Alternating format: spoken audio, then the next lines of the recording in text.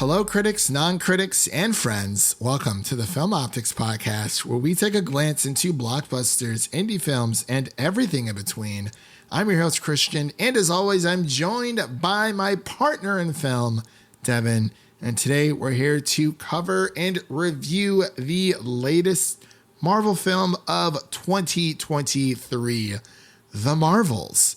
And before we begin today's episode, you can listen to our podcast on podcast platforms around the internet. That includes Apple Podcasts, Spotify, Google Podcasts, and more. And if you are a new or seasoned listener to the show, we would love to hear from you guys.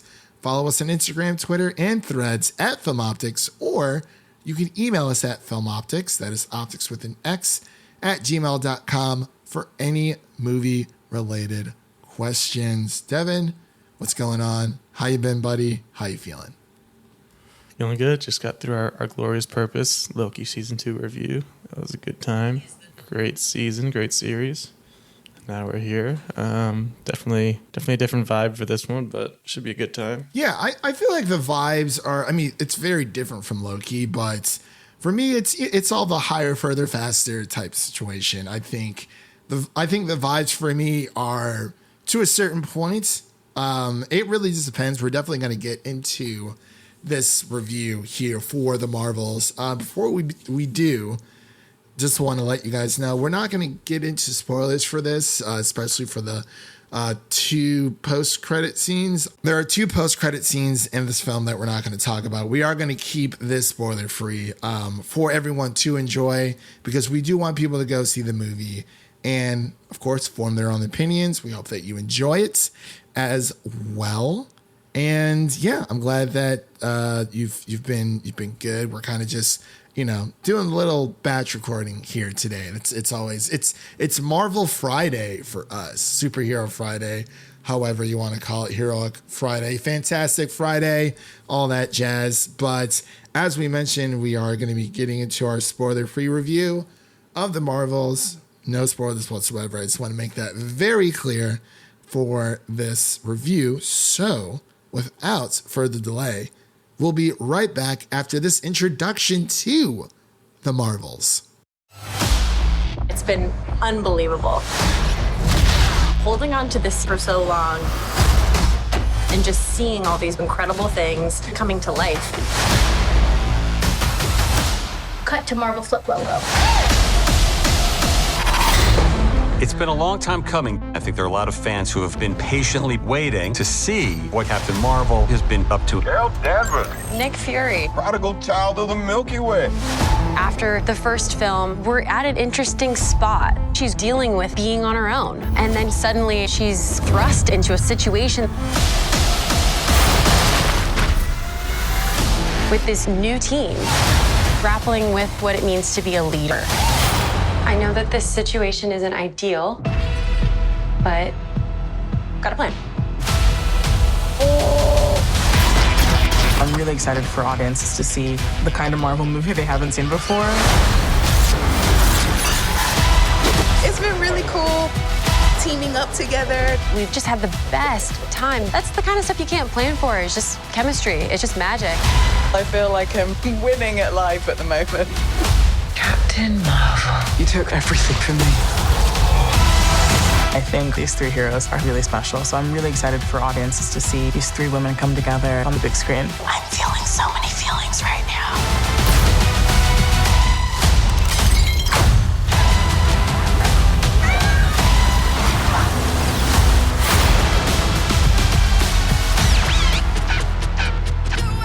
And we are back with our The Marvels review, and the synopsis is as follows for those who are not aware, because it's been a while since we've had a Captain Marvel / Miss Marvel / Teyonah Parris-esque adventure. Carol Danvers gets her powers entangled with those of Kamala Khan, played by Iman Vellani, and Monica Rambeau, played by Teyonah Parris, forcing them to work together to save the universe. The director of this film is Nia DaCosta. The writers of this film also include Nia DaCosta, Megan McDonald, and Alyssa Karasik. and stars, shocker, Brie Larson, Teyonah Parris, excuse me, and Iman Vellani. Those are the three main stars of this movie. Of course, we do get a little bit of Samuel Jackson in here and a few other small little surprises. Like I said, mainly with the post-credit scenes. But we're going to dive straight in to our thoughts here. I'm going to pass it over to Devin so we can give his thoughts on the Marvels. Going into this one, definitely had a fair amount of excitement. I know obviously there's going to be a lot of discourse around anything related to a female-led property like this. The first one had its drama and it was very unwarranted because the first movie is completely fine. Like, it's harmless. I don't know why so many men out there have the need to put it down and put down Brie Larson in general. So that's always going to be the case for something with her attached, and even Iman Vellani, despite being a very new actress, her show definitely got some hate as well.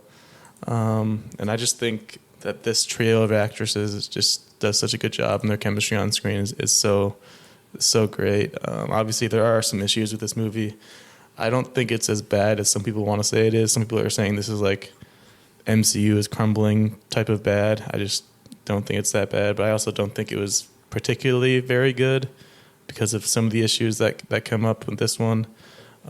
It is the shortest MCU movie, which is kind of interesting. It's like 1 hour 45 minutes, which is the shortest of any MCU movie, which I don't think is a bad thing inherently. But I do think it kind of leads to a bit of a rush story. And I think maybe the biggest issue for me is kind of an issue that we've been having these past couple of years with Marvel, and it's just the CGI issues, where there are a few scenes in this one that are very rough on the eyes. And I saw it in IMAX, which might have made it worse because you're seeing it more clearly and on a bigger screen. But some of the scenes, just like, same with the Ant-Man and the Wasp: Quantumania, like some of the scenes are just rough. Like, I understand it's not the workers' fault because they're being crunched and they're being mismanaged by Marvel, and they have to kind of fix that and get a new system in place to fix their CGI issues. But I think that's a big part of what the issue is for this one, as well as probably might be one of the worst villains we've had in the MCU. Just completely forgettable. Like, if you were to ask me her name right now, I could not tell you. Are you able to remember her name right now? Yeah, it's because I'm looking at the IMDb sheet list. See, that's cheating. But if you weren't, if I weren't, no. I honestly couldn't even tell you the actor's name if I didn't look at. I do know the actress name because I don't know if you knew, but she's married to Loki. They are married. Really? Like, so Lady Loki or no, Tom Hiddleston. Oh, so last night was quite the night for them. The premiere for her and the finale for Tom. Oh man, the Brits got to stick together. I love it. I absolutely love it. But I do. So first thing I'll say are you finished with yours? I didn't want to cut you off there. Yeah, I'll say overall, definitely had its moments. There are definitely some fun times. I think I liked it more than Quantumania because it didn't take itself as seriously. In fact, it didn't really take itself very seriously at all throughout, which I can definitely see it being an issue for a lot of people. But I didn't find it wasn't too crazy, but definitely can understand some of the issues that people are having. Yeah. So for my thoughts, I'll actually say off the bat, I actually disagree about the CGI. I think that the CGI was actually was good this time around. I also saw it in IMAX, and I thought that, with this movie being pushed back so many times, I think it was 4 times, there's bound to be trouble with the with the project altogether. There were just certain times where, specifically Captain Marvel, you would just see she kind of has that flash face where something's not right, and just has that kind of uncanny valley CGI look to it whenever they're in like an intensive action scene. Oh, maybe I didn't notice it as well, but yeah, I mean, to each their own. I haven't heard too much about the CGI altogether, but yeah, like, if I don't know. I just didn't notice it, but maybe I need to see it again. I'm not entirely sure. Or maybe I just wasn't paying attention. But yeah, overall, I didn't have any issues with the CGI altogether. But what Devin was saying, you know, when, like he said, unfortunately, when it comes to female-led anything, mainly superhero movies, there's this toxic, dark energy of, you know, Twitter users and keyboard warriors online. I've seen multiple just random like troll accounts like calling like other females like or girls or women on Twitter ugly because they enjoyed the Marvels altogether. Like Devin said, it is the shortest Marvel movie to date. I think the second shortest would be maybe Multiverse of Madness. I think that's around 2 hours exactly. But I've been watching a lot of people's reactions, and I think there's two reactions that I resonate with the most. The first one comes from Jared Buckendahl from J Buck Studios. He did a little snippet review of the Marvels, and he said that watching the Marvels, if you've never seen if you've never seen Miss Marvel, not even Miss Marvel, Captain Marvel, there's a lot here, because in order to fully understand the Marvels, you have to watch Captain Marvel, you have to watch Miss Marvel, the television show starring Iman Vellani, and you have to watch WandaVision. Yeah, that's one thing I was going to mention. If you did not like Miss Marvel, then like there might be nothing here for you, because she is like a major focus. Obviously, she's one of the three main characters, but also just moving forward, the future of the MCU, it's looking like a lot of Miss Marvel, which is good for us because we're both big fans. Yeah, well, yeah, 100%. So yeah, Jared Buckendahl was saying that, and to my point, Jared Buckendahl was saying that watching, if you've never seen Captain Marvel, watching the Marvels is kind of like watching Empires. He said it's like watching, not Empire Strikes Back, like watching Return of the Jedi and not watching Empire Strikes Back. Because there's a lot of things that people are going to be kind of lost, you know, just going into the Marvels. It's like, oh, well, I know Captain Marvel. They might have seen the Captain Marvel film, but they may not even know who Iman Vellani is or Teyonah Parris. So they're going to be like, oh, like, well, who are these two people? They seem to know each other very, very well. And I think if the movie was able to stand on its own to say, hey, you know, you don't need to watch, you know, 3 different storylines in order to watch this. Like, obviously, if you want to watch Captain Marvel beforehand, that's an easy, like, watch. And then you watch the new one. Okay, you know, you're all caught up. Go on about your day. But there was, I think that's the biggest issue that this movie has, is that we've gotten to the point where now we have Iman Vellani on screen. This is, you know, she's on the silver screen as Miss Marvel. And, you know, it's great to have her, you know, that representation up there. But people may not know who she is because they probably didn't watch her television show. For us, watching the Marvels, or watching Miss Marvel and Captain Marvel and WandaVision really enhanced our experience, because we are all caught up with the Marvel storyline because it's kind of our job. But not only that, but it's, you know, we are big fans of comic book movies and television shows. So, you know, that's what we do for better or for worse. But there's another reaction out there that I resonate with as well, and that's with Austin Burke at the Burkinator on Twitter. He tweeted, "The Marvels at its best. It's at its best when our trio is on screen, displaying an incredible amount of chemistry, with Iman Vellani being the standouts, and when she totally is. Oh, Captain, my Captain." And then Austin further goes along to say that the attempt to balance the unnecessary overstuffed plot and that is where the movie kind of falls flat. And the writing for the villain is really poor. He said it's fun, but messy. And I agree that it can be messy at times, especially with the editing. During the very beginning, within the first few scenes of the movie, they are just jumping everywhere. Yeah, it's not really it's kind of abnormal to have like a recap. It's kind of like a series recap, like in every episode of Loki you get previously on Loki. It's like we got one of those in this movie. It's kind of weird to get that in a movie. Yeah, and like I feel like if Marvel would have released like a recap video like on Twitter to share online for people who may not have time to again watch 3 different storylines in order to understand this storyline, I think that would have been ideal. Like I don't know, a 5-minute, catch up thing, because that's what Netflix does very well. Is that when a show is returning and it's been a few years, there's like a 2 to 4 minute recap of what's happened before for people who may have forgotten because it's been so long. And, if you don't want to go back and rewatch an entire season.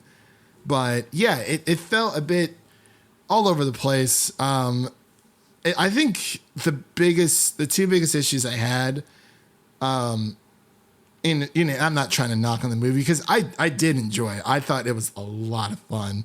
Like Austin Burke said, like, when Teyonah Parris or Monica Rambeau, Captain Marvel and Miss Marvel on screen, it is a fun time. There is a lot of great scenes between the 3 of them, a lot of fun, quirky scenes as well. You get to see Miss Marvel just geek out that she has finally met like the person that she's idolized more than anyone else in the entire world.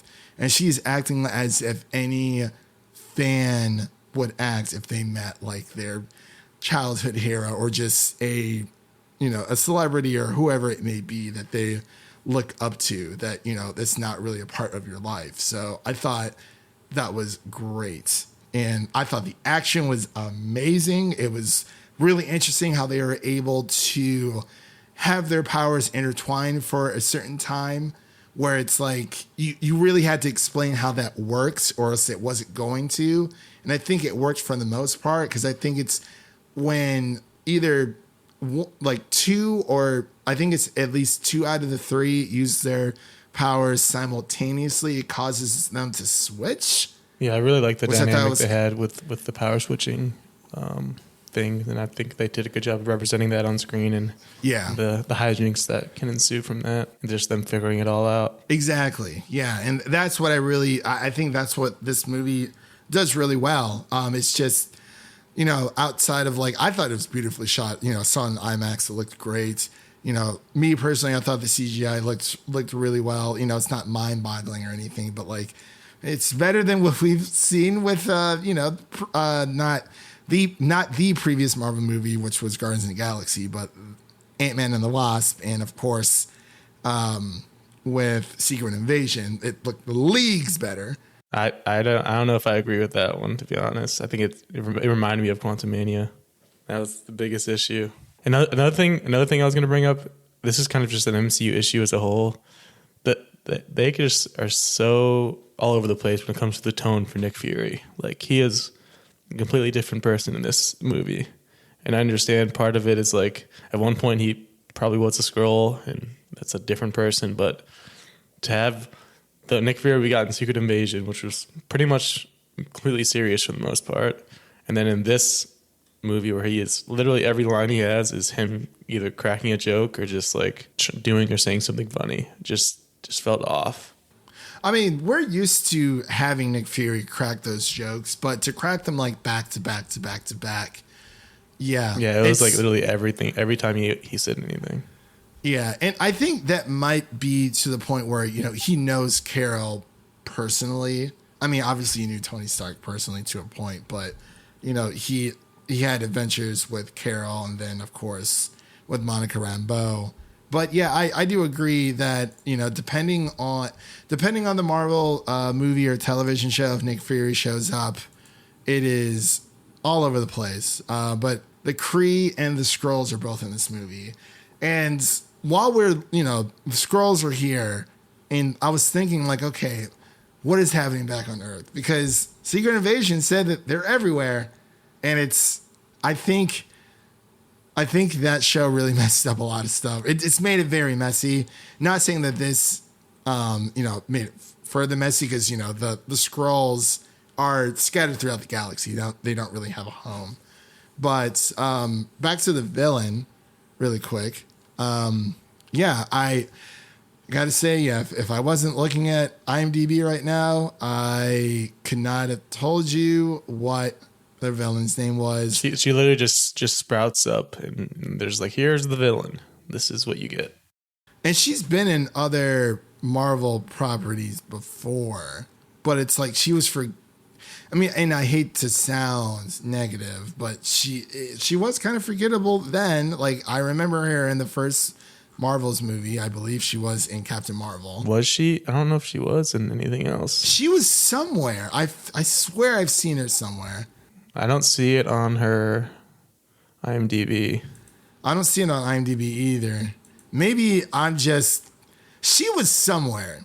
I could have sworn that she was, but I could be wrong. But yeah, not a very memorable villain. Again, I don't think every superhero villain has to have this intricate backstory and like all these layered characters. I think Marvel has indirectly kind of created a problem from themselves when they created Loki and especially Thanos and especially Killmonger when it comes to the villains, because now they kind of expect every villain in the Marvel Cinematic Universe to have this deep backstory, this layered past. And sometimes, villains are just villains. Villains are gonna villain. They're gonna do their own thing. But yeah, I knew what she was doing because, they explained it to us. But at first, I had no clue what her plan was. And then the final battle with her was okay. Like, it kind of ended pretty quickly, but she was a threat, but not. She was a threat up to a point, and then she kind of just withered away. But it was, I don't know. They didn't really care too much for the villain, I gotta say. Yeah, that was definitely a major issue. But outside of that, I thought it was, we kind of get to see a little bit of moments where Iman Vellani or Miss Marvel gets to, kind of study under two heroes, or especially Captain Marvel, when it comes to, you can't save everyone type of situation, where she kind of learns that lesson a little bit, where, the grass is not always greener on the other side when it comes to being a hero. Not every hero, comes in to save the day or can save everyone, as we've seen in Spider-Verse. That's one of the most memorable lines, is that, the hardest thing about this job is that you can't save everyone. And I think that Miss Marvel had a little bit of taste in that with this movie. But yeah, and of course we get Miss Marvel's family back. Yeah, they got way more screen time than I was expecting.